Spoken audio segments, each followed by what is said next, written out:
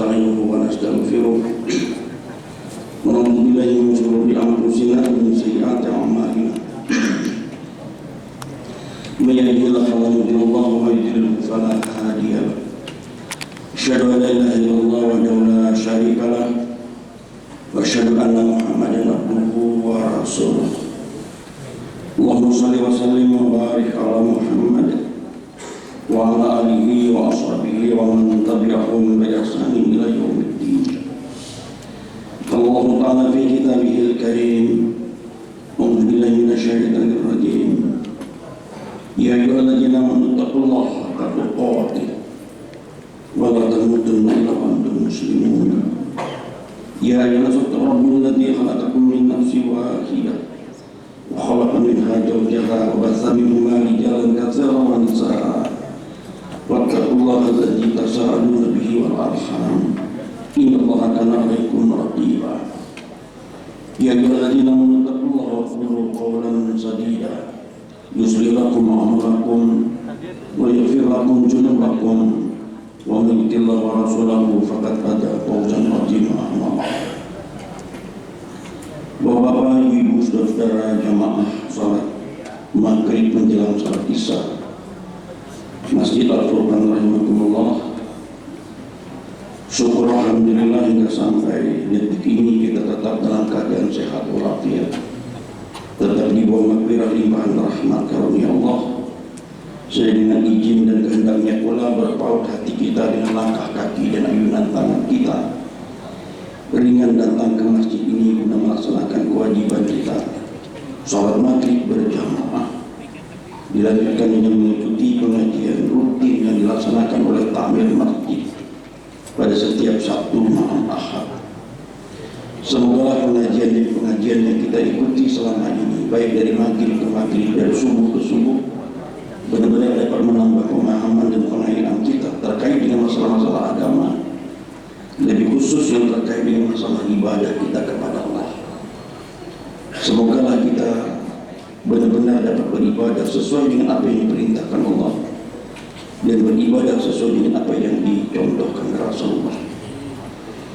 Karena memang dua itulah nanti yang menentukan kualitas nilai ibadah seseorang di sisi Allah Subhanahu wa Ta'ala. Apakah ibadah yang dilakukan itu memang ada dasar perintah baik di dalam Quran maupun Sunnah? Kalaupun ada dasar perintah, apakah dilaksanakan berpola pada contoh Rasulullah SAW? Di tengah-tengah hari ini masih banyak saudara-saudara kita yang beribadah tanpa ada dasar. Di tengah-tengah hari ini masih banyak orang-orang beribadah tanpa ada contoh dari Rasulullah. Syukur alhamdulillah kita tetap istiqamah berada di jalannya, beribadah hanya mendasarkan pada perintah dan mendasarkan pada apa yang dicontohkan Rasulullah. Mengawali kajian kita malam ini, ulun ingin bertolak dari satu fragmentasi kehidupan singkat yang pernah dialami oleh salah seorang imam yang empat. Namanya Nu'man bin Thabit. Ia dikenal dengan sebutan Abu Hanifah, atau yang lebih populer ia dikenal dengan Imam Hanafi. Pernah pada suatu hari Imam Hanafi berjalan berpapasan, berselisihan dengan seorang anak kecil yang sedang bermain dengan sepatu kainnya. Imam Hanafi mengingatkan, "Wahai anak, hati-hatilah kamu dengan sepatu kayumu itu. Jangan sampai kau tergelincir yang bisa membuat kakimu cedera. Wahai anak, hati-hati kamu dengan sepatu kayumu itu. Jangan sampai kau tergelincir yang bisa membuat kakimu patah." Anak tadi tersenyum sambil dia mengucapkan terima kasih atas peringatan dari seseorang yang ia belum kenal. Lalu ia berkata, "Wahai Tuhan, bolehkah aku tahu siapa nama Tuhan?" Imam Hanafi dengan tegas, "Wahai anak, Nu'man bin Thabit namaku." Anak ini sedikit terkejut, karena nama Nu'man itu sudah kukolek di telinganya. Hanya ia belum tahu siapa orangnya. Oh, kalau begitu, berarti Tuhan inilah yang diberi gelar dengan Al-Imam Al-Ajim. Oh, kalau begitu berarti Tuhan inilah yang selama ini dipanggil dengan Imam yang Agung. Imam Hanafi lalu menerangkan, "Wahai anak, sungguhlah bukan aku yang berkehendak atas gelar itu, tetapi masyarakatlah yang berprasangka baik kepadaku, lalu mereka memberi gelar itu kepadaku. Dan bukan aku yang berkehendak atas gelar itu." Anak tadi melanjutkan, "Wahai imam, hati-hati dengan gelarmu itu. Jangan sampai kau tergelincir ke neraka, karena gelarmu itu mengikuti ada kesombongan dan keangkuhan di dalamnya." Wahai imam, hati-hati dengan gelarmu itu. Kalau sedikit pun ada keangkuhan dan kesombongan, imam bisa tergelincir ke dalam neraka.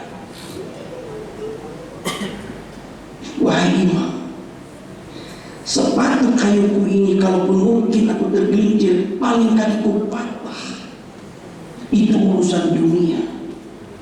Tapi kalau imam tergelincir karena gelar ada kesombongan yang mengikutinya, imam tergelincir ke dalam neraka.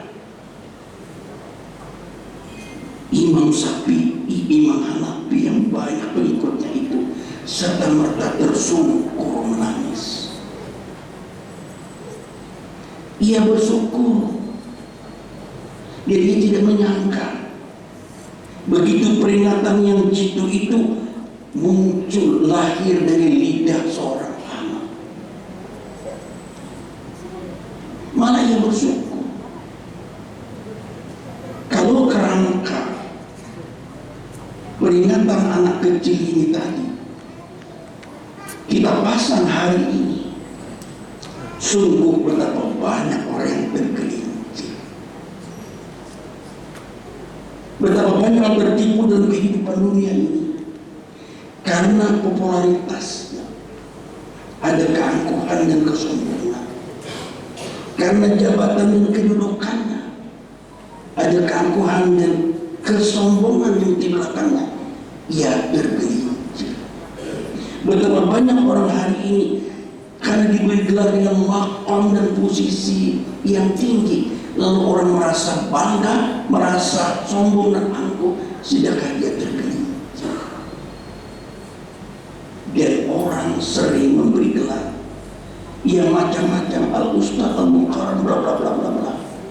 Dengan gelar yang diberikan seperti itu, hati-hati, jangan-jangan ini bisa tergelincir.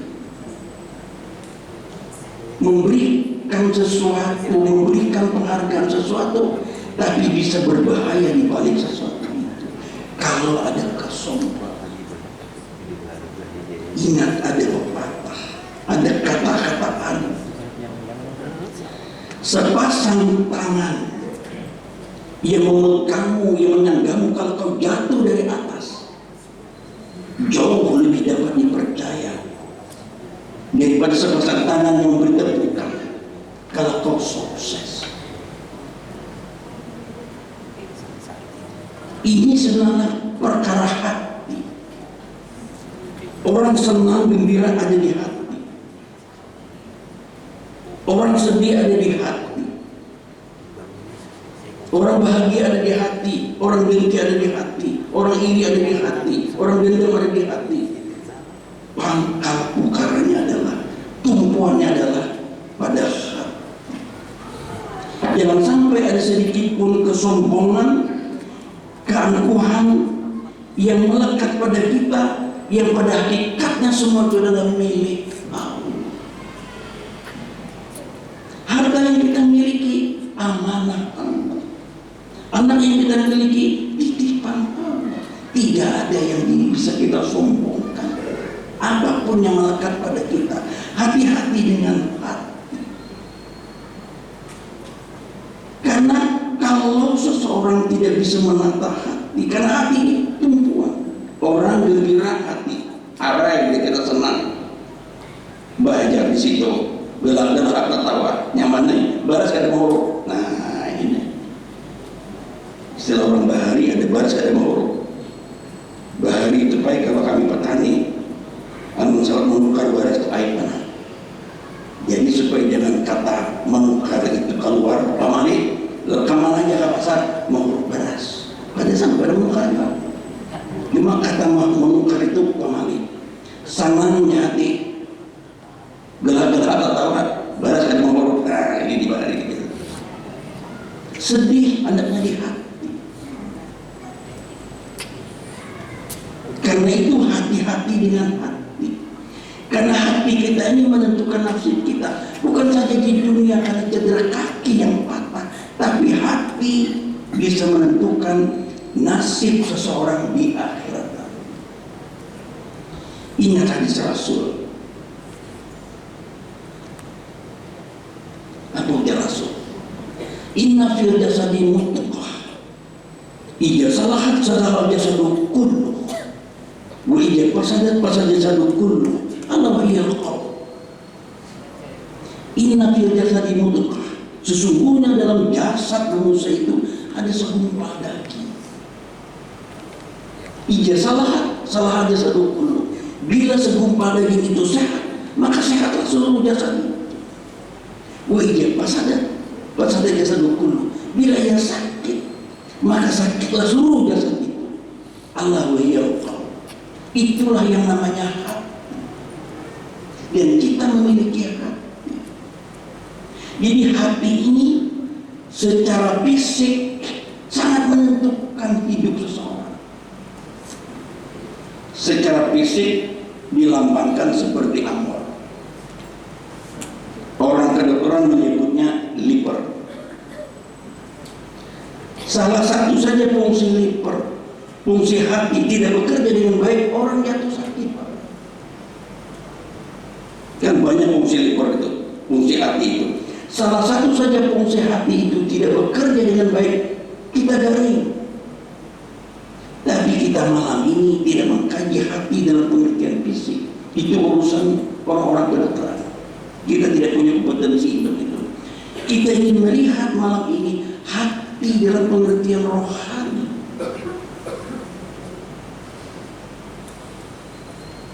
Apakah kita tergolong hati yang sehat, atau hati yang sakit, atau bukan hati yang mati?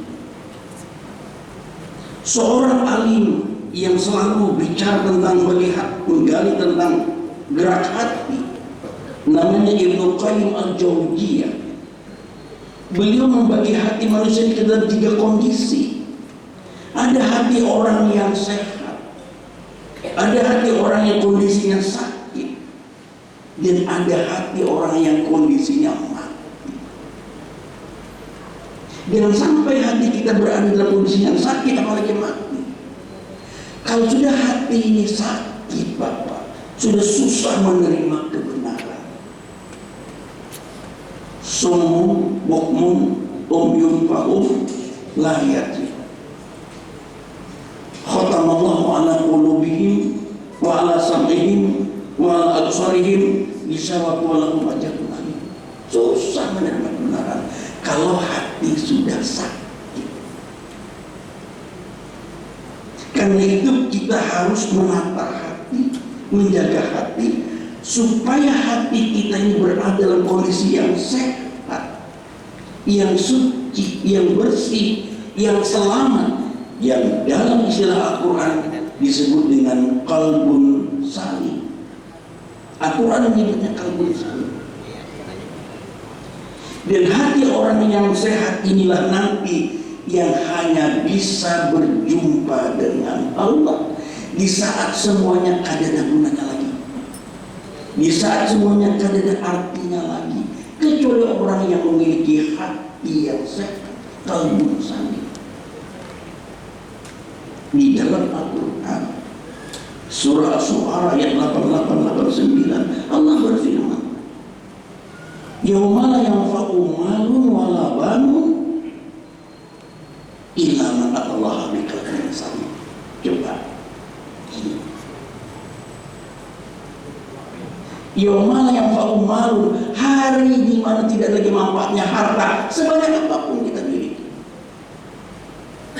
wala banun, tidak lagi manfaatnya anak-anak secerdas apapun, illa man atallaha biqalbin salim, kecuali orang yang datang menghadap Allah dengan hati yang bersih, dengan hati yang suci. Hanya itu yang bermanfaat dalam Al-Quran. Karena itu selama hidup ini kita harus bisa menata dan membersihkan hati, yang dalam istilah agama itulah yang disebut dengan tazkiyatun nafs, pembersihan jiwa. Di situ ada dua kata, ada kata tazkiyah dan ada kata nafs. Kata tazkiyah itu berasal dari kata zakat, pembersihan. Maksudnya membersihkan, mencuci hati ini menuju tingkat spiritual yang lebih tinggi supaya kita berada dekat dengan Allah, dibersihkan, dikuras, dicuci hati kita ini. Melalui media apa?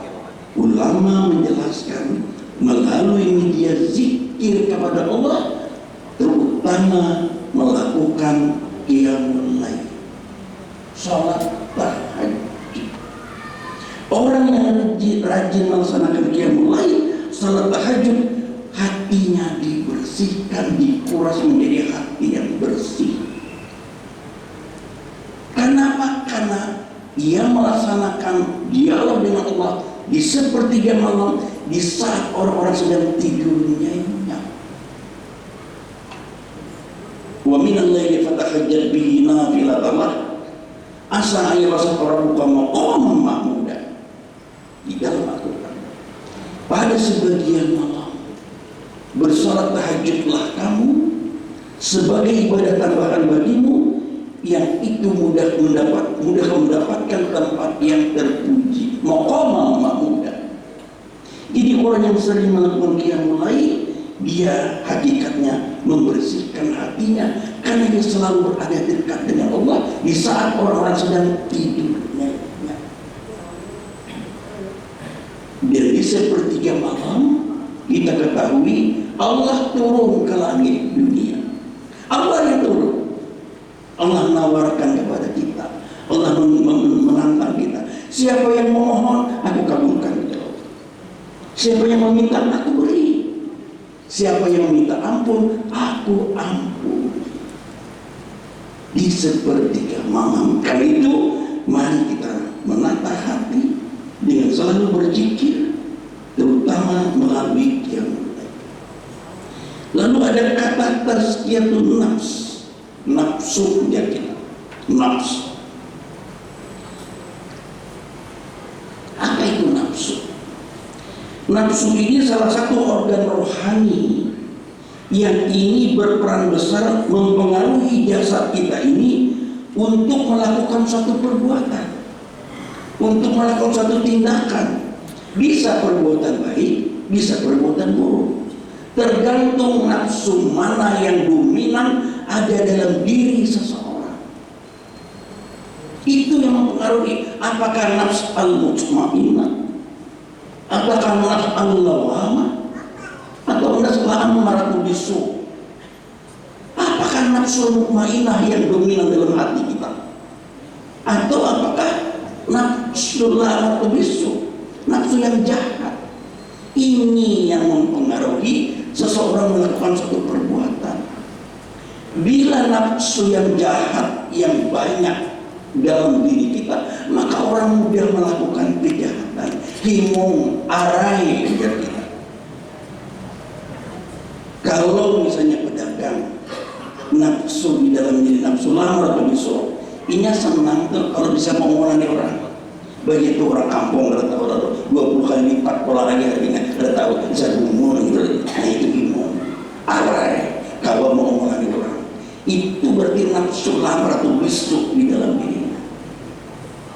Kita tidak itu, kita menuju nafsu al-mutmainnah, nafsu mutmainnah, nafsu yang gemar berbuat baik. Jadi cukup yang sudah yang wajib, tapi kita senang melakukan kebaikan.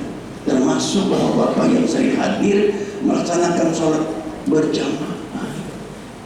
Tidakkah sholat berjamaah itu melebihi 27 derajat daripada sholat sendiri? Rasa rugi namun gak sholat berjamaah. Memang kalanya hati ini. Ada sesuatu yang hilang hari ini kalau sholat berjamaah. Umar bin Khattab sendiri harus menjual kebunnya karena pada saat melihara kebun keranjak dan tinggalkan jamaah. Ini sudah nafsu mutmainnah. Jadi kalau orang sudah gemar berbuat baik seperti sholat berjamaah, lalu kada sempat menggawi, mungkin ada sesuatu yang rasa apa hati, rasa ruginya ini.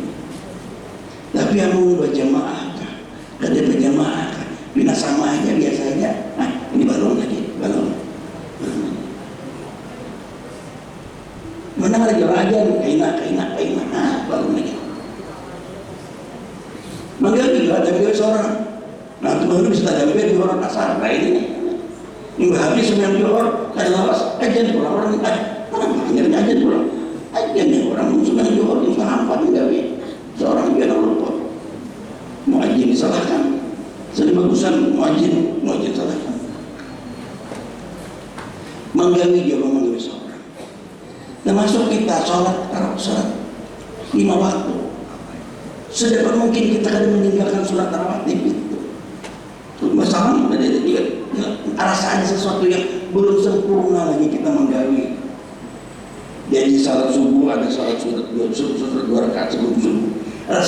Rasakan sempurna lagi kita kalau belum. Salat zuhur ada salat sebelum zuhur, ada sunat sebelum zuhur. Rasakan sempurna lagi salat itu ada kebaikan.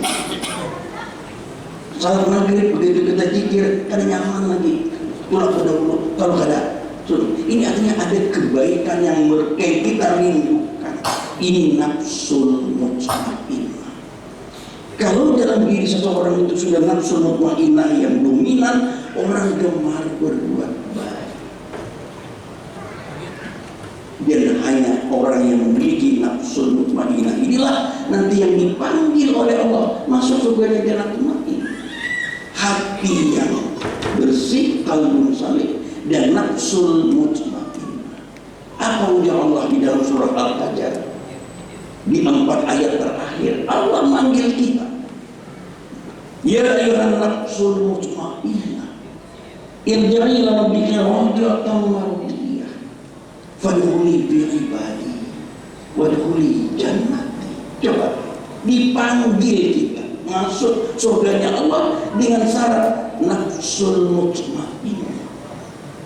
Ya ayyuhan nafsul mutmainnah, hai jiwa yang tenang, irji'i ila rabbika radiyatan mardiyah, kembalilah kepada Tuhanmu dengan hati yang puas dan diridhai.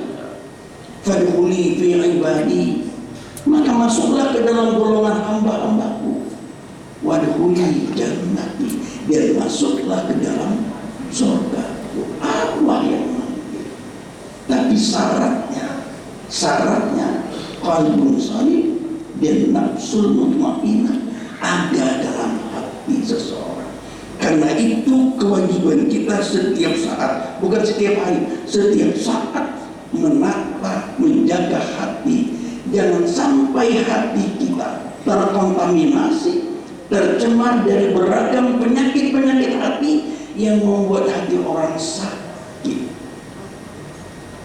Apa penyakit hati yang harus kita hindari? Penyakit hati yang paling berat, Bapak-bapak Ibu, kalau di dalam hati seseorang ada kekufuran terhadap hak-hak Allah. Jangan sampai sedikit pun di hati kita ada keingkaran terhadap Allah sehingga kita mengambil merenggut hak Allah. Tidakkah kita mengetahui, meyakini Allah lah yang menghidupkan, Allah yang mematikan, Allah yang menjaga, Allah yang memelihara, Allah yang mendidik kita, Allah yang memberi rezeki, Allah yang menyembuhkan penyakit kita. Allah lah segala-galanya, terpulang kepada Allah. Jangan ada kesombongan sedikit pun, karena semuanya ini milik Allah, bukan milik kita. Qulillahumma malikal mulki tu'til mulka man tasya' wa tanzi'ul mulka liman tasya' wa tu'izzu man tasya' wa tuzillu man tasya' biyadikal khair innaka ala kulli syai'in qadir. Habis Bapak sudah di sini kita. Qulillahumma malikal mulki, katakanlah wahai Allah Tuhan kami, Engkaulah yang menguasai seluruh alam ini. Allah yang menguasai. Kau berikan kekuasaan kepada siapa orang kau kehendaki. Kau ambil kekuasaan dari siapa orang kau kehendaki. Kau tampakkan kemuliaan kepada siapa orang kau kehendaki. Kau tampakkan kehinaan kepada siapa orang kau kehendaki. Biyadikal khair, di tanganmu ya Allah sumber kebaikan. Innaka ala kulli syai'in qadir. Sesungguhnya Engkaulah yang menguasai seluruhnya sama ini.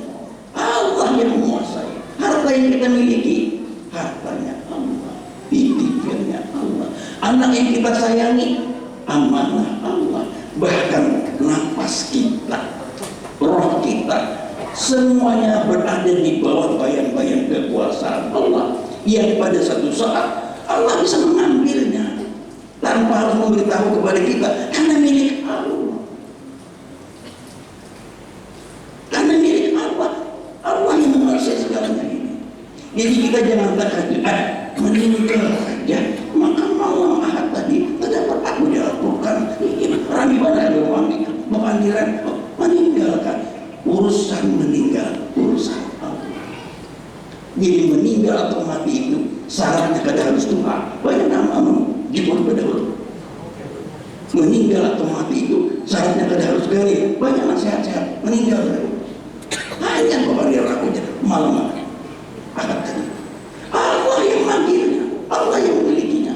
Kita hanya berucap la haula wala quwata illa billah. Tidak ada daya, tidak ada kekuatan sedikit pun kecuali daya dan kekuatan Allah. Ini sudah mantap hati kita, sudah mantap tauhid kita, sudah sehat hati kita. Jangan ada kita merenggut hak Allah di sini.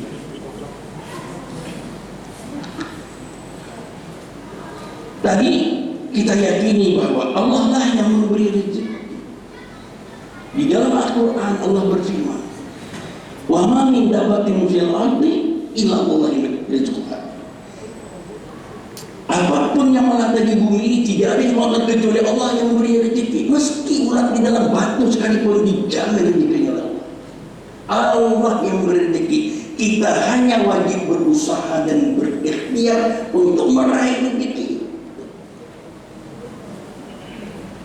Jadi jangan lagi dikaitkan dalam mencari rezeki dengan sesuatu yang lain yang bisa menghilangkan hak Allah.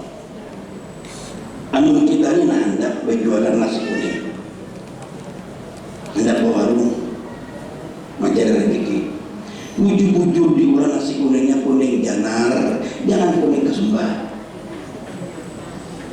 Namun kuning kesumba kita nama orang datang, kenapa jadi pahit ini kesumba? Disuka tetap liburan. Ngalih kalau ini mencari kuning-kuning janar kita. Bujur pangarannya nasi kuning, ini macam-macam kuning kesumba. Masih untung kalau kuning kesumba, kuning mantik, wah bisa bagian. Bujur-bujur janar diperutakan. Ulah akan haruannya beda daripada yang lain. Kenapa di warung itu tutup? Anu ada daun negara, aku nggak ada gerak ada mulang. Tutup kan haruannya halus. Wah ini lumbuknya bujur-bujur lumbuk balik atau lumbuk anu. Betul-betul lah kita membuat usaha kita, warungnya kita ulah, mejanya, kursinya, kalau perlu lahan parkirnya bagus-bagus supaya orang muda datang. Itulah usaha dan ikhtiar kita. Payu kada payu itu urusan Allah. Kita hanya wajib, manusia wajib berusaha, tapi kada wajib berhasil. Maksudnya bisa berhasil, bisa kada, tapi yang wajib usahanya. ada usaha dari ikhtiar ini kita lakukan, hasilnya tawakal. Allah, itu namanya tawakal. Serahkan kepada Allah. Jangan lagi dikaitkan dengan sesuatu yang bisa merenggut hak Allah. Kenapa ya orang ini kami kuliah? Kenapa sih payu? Itu nama orang umur 11 itu harus ada warungnya, payu buatnya. Tahu kan? Berarti kamu ini kan ada gambaran. Coba ini 3 buncis itu ada gambaran apa? Itu ada gambar guru, mereka ada seperti Anda pipang gambar. Murah aja harganya. Hati-hati Bapak dengan hati. Wow. Hari ini itu terjadi Bapak. Kalau kita nyasa sekali bepergian ke Sungai, coba aja kita singgah makan di tengah jalan. Makan di tengah jalan ini, baik kalau ada orang alam juga diprotes gimana dia. Anu guru ini yang makan tengah jalan, yang langgar motor sepian, ini curang di tengah jalan, maksudnya di perjalanan. Ini orang alam itu memprotes.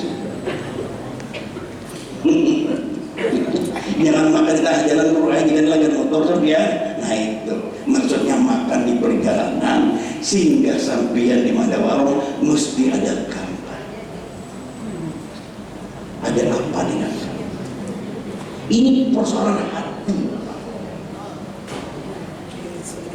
Jangan sampai kita tergelincir yang bisa memudaratkan kita karena persoalan hati. Oleh karena itu hati-hati dengan hati yang bisa menentukan nasib seorang tidak saja di dunia tapi di akhirat nanti. Karena ada gambar yang menyatakan tentang orang itu terjadi. Padahal tadi Allah berfirman. Begitu juga kalau kita kalau kita sakit, kita wajib berikhtiar berobat ke dokter, minum obat. Karena yang wajib bagi kita usaha dan ikhtiarnya itu, tawakalnya serahkan kepada Allah. Karena Allah berfirman, wa ijal maritu bahwa yashfi. Bila aku garing, Allah yang menyembuhkan. Itu dalam Al-Quran. Bila aku sakit, Allah yang menyembuhkan. Jadi obat dan dokter itu hanya sarana kita untuk mendapatkan kesembuhan dari Allah. Tapi kita wajib. Orang bisa saja datang ke dokter yang sama. Ini sama-sama kena COVID, diobati dengan protap yang sama, dokter yang sama, minum obat yang sama, cara minum yang sama. Yang satu meninggal, yang satu masih hidup. Padahal diobati dokter yang sama, obat yang sama. Urusan hidup dan mati, urusan Allah, bukan urusan dokter. Hati-hati dengan hati tadi. Aku juga dengar lagi orang dokter itu ada mau ampi, mau sini aja. Hati-hati. Kan yang menyembuhkan dokter. Aku jadi indah dokter itu ada mau sembuh dokter itu. Mereka sini aja. Panggilnya maka larang. Kebahagiaan. Usaha kita, ikhtiar kita ini yang pintar. Nah karena itu maka ini berarti merenggut hak Allah. Kekufuran adalah penyakit hati yang paling berat. Penyakit hati yang kedua yang sering merangkak manusia, ini juga dulu pernah disampaikan, ialah apa yang disebut dengan dengki, atau menyebutnya hasad. Dengki itu bapak-bapak ibu bermuara dari ketidaksenangan seseorang melihat orang lain mendapat nikmat lebih daripadanya, berusaha untuk menggagalkannya. Ini dengki bapak. Ada nyaman melihat orang itu nyaman. SMS, senang melihat orang sakit, sakit hati melihat orang senang. Ini dengki. Dengki. Tetangga melihat rumah ada dengki. Di mana aja itu lihat duit. Padahal lakinya tuh bagaimana aja, jangan korupsi gitu. Dengki sudah itu. Kawan sakalambu, sakamar mahasiswa, yang satu dapat beasiswa, yang satu dapat ranking beasiswa, itu dia kata aku cuma buku, abangnya itu miskin, kan makan buku, tapi dia pinjam buku, dia tidak dapat. Nah ini banyak ini mahasiswa. berdagang, orang kena haybanat, seorang ada timbul dengki. Tahulah itu begitu kawin dan jualnya palsu, kawin orang. Iya, mungkin ada begitu timbul dengki. Karena ada kedengkian. Tidak senang lihat orang nyaman. Tadi orang beli mobil baru ingin anaknya menguring. Nah, ini sakit hati. Kalau penyakit dengki ini Bapak tidak segera dihilangkan, stresnya tinggi, mahnya naik, pertinya bertambah, senang hingga garing tiap hari. Dan penyakit hati itu lama kelamaan bisa berubah menjadi penyakit fisik karena dokter tidak mudah mendeteksi. Benar dari penyakit batin, ngalih mengobati. Hingga ke dokter 2-3 hari Bapak sampai dari pulang. Stresnya tinggi Bapak. Dan yang paling besar ini bisa terjadi kriminal atas tindakan ini. Terakhir Bapak, ingat kita, peristiwa kejahatan yang pertama kali terjadi di langit itu karena dengki. Bagaimana iblis tidak mau sujud kepada Adam meski itu perintah Allah, karena Adam merasa dengki, iri, dia merasa sombong, diciptakan dari api sementara Adam diciptakan dari tanah. Kada mau sujud. Itu peristiwa kejahatan yang terjadi di langit. Peristiwa kejahatan yang pertama kali terjadi di bumi Allah ini karena dengki. Bagaimana peristiwa pembunuhan terhadap anak Adam, Qabil dan Habil, itu karena ada dengki. Bagaimana saudara Nabi Yusuf mengajak Nabi Yusuf ke hutan, sesungguhnya mau dibunuh karena ada kedengkian. Tapi syukur takdir Allah, Nabi Yusuf diselamatkan oleh para musafir yang dibawa ke Mesir. Berat dapat dengki. Nah karena itu mari kita membersihkan hati dari dengki. Al-Quran memberi petunjuk kepada kita, rancak-rancak membaca surah Al-Falaq. Dan belum yakin ini kita hafal semuanya. Kita disuruh berlindung dari 4 kejahatan, yang salah satu kejahatan para pendengki. Qul a'udzu birabbil falaq min syarri ma khalaq wa min syarri ghasiqin idza waqab wa min syarri nafatsati fil 'uqad wa min syarri hasidin idza hasad. Qul a'udzu birabbil falaq. Katakan, aku berlindung kepada Allah, kepada Rabb yang menguasai waktu subuh. Min syarri ma khalaq, berlindung dari kejahatan makhluk. Wa min syarri ghasiqin idza waqab, berlindung dari kejahatan malam bila tiba gelap gulita. Wa min syarri nafatsati fil 'uqad, berlindung dari kejahatan para wanita-wanita penyihir bila yang meniupkan dari pukul-pukulnya. Dan yang keempat, wa min syarri hasidin idza hasad, dan berlindung dari kejahatan para pendengki bila ia dengki. Disuruh rancak-rancak membaca surah Al-Falaq. Dan terakhir, tidak cukup Al-Quran hanya menyuruh kita berlindung, disuruh pula kita berikhtiar berdoa. Rabbana ighfir lana wa li ikhwanina alladziina sabaquna bil iman wa la taj'al fi qulubina ghillan lil ladziina amanu rabbana innaka ra'ufur rahim. Mudah-mudahan kita dapat membaca 2 ayat ini. Pertama dari surah Al-Falaq, kemudian doa ini, Rabbana ighfir lana, wahai Tuhan kami, ampuni kami. Wa li ikhwanina alladziina sabaquna bil iman, ampuni saudara-saudara kami yang lebih dulu beriman daripada kami. Wala taj'al fi qulubina, dan janganlah engkau tumbuhkan sedikit pun di dalam hati kami ghillan lil ladziina amanu, kedengkian terhadap orang-orang yang beriman. Rabbana innaka ra'ufur rahim, wahai Tuhan kami, engkau maha penyantun lagi maha penyayang. Mudah-mudahan Allah Subhanahu wa taala membersihkan hati kita, membersihkan nafsu kita menjadi nafsu yang baik, nafsu mutmainnah, sehingga kita berduyun-duyun masuk surganya Allah Jannatul Na'im. Subhanallah bihamdika, asyhadu an la ilaha illa anta, astaghfiruka wa atubu ilaik. Salah dimaafkan bila taufik wal hidayah. Assalamualaikum warahmatullahi wabarakatuh.